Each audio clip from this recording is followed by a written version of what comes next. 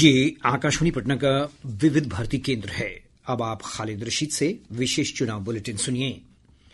भाजपा और जदयू सहित एनडीए के घटक दलों के बीच सीटों के बंटवारे को लेकर बातचीत जारी है।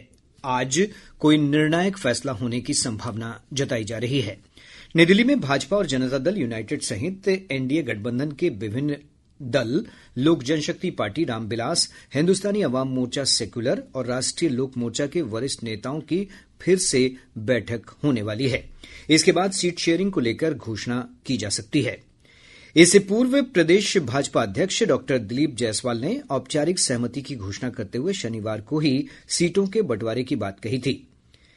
वहीं जीतन राम मांझी के नेतृत्व वाले हिन्दुस्तानी अवाम मोर्चा और पूर्व केंद्रीय मंत्री उपेंद्र कुशवाहा के नेतृत्व वाले राष्ट्रीय लोक मोर्चा द्वारा अधिक सीटों की मांग किए जाने के बाद औपचारिक सहमति में गतिरोध के कारण सीट शेयरिंग की घोषणा नहीं की जा सकी थी।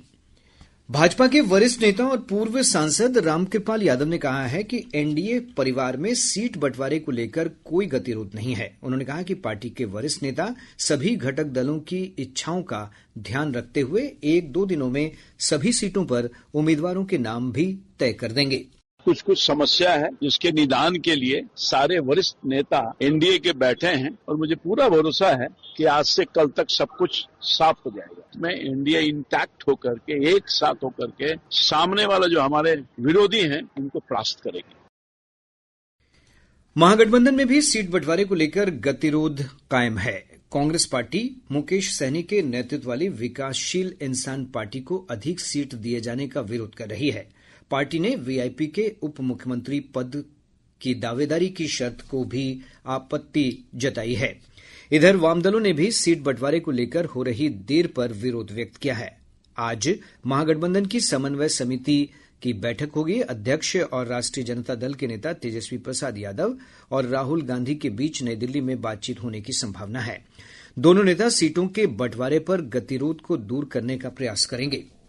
पूर्णिया से निर्दलीय सांसद राजीव रंजन उर्फ पप्पू यादव ने महागठबंधन के बीच सीटों के बंटवारे पर जारी गतिरोध पर अपनी प्रतिक्रिया में कहा कि गठबंधन का जीतना महत्वपूर्ण है। उन्होंने कहा कि गठबंधन में शामिल दल छोटे हों या बड़े, सभी का सम्मान होना चाहिए। गठबंधन धर्म सर्वोपरि है। छोटा गठबंधन पार्टी हो या बड़ा, गठबंधन महत्वपूर्ण है। बिहार की जनता महत्वपूर्ण है, बिहार महत्वपूर्ण है और इंडिया गठबंधन को जीतना महत्वपूर्ण है। सीट महत्वपूर्ण नहीं है। बिहार का चुनाव जनता के लिए होगा और गठबंधन का सम्मान सर्व।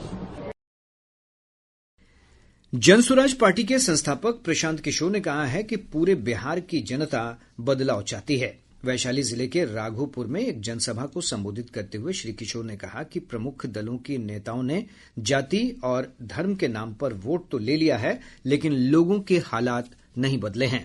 लोगों ने जाति के नाम पर, धर्म के नाम पर, नाली गली के लिए, 5 किलो अनाज के लिए, मंदिर मस्जिद के लिए वोट दे दिया। जिस नेता ने भी वोट लिया तो वोट लेकर बड़ा बन गया और जो लोग हैं उनकी अपनी जो हालात हैं, उनके बच्चों की जो दुख तकलीफ है, उसमें कोई परिवर्तन नहीं।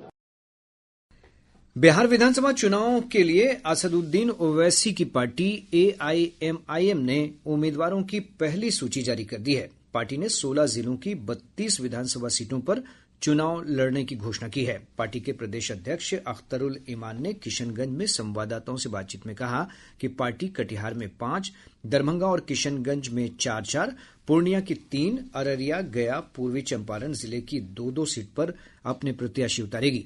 इसके अलावा नवादा, जमुई, सिवान, वैशाली सहित अन्य जिलों में भी पार्टी चुनाव लड़ेगी। विधानसभा चुनाव के दूसरे चरण में 11 नवंबर को 20 जिलों के 122 विधानसभा क्षेत्रों में होने वाले चुनाव के लिए अधिसूचना कल जारी होगी।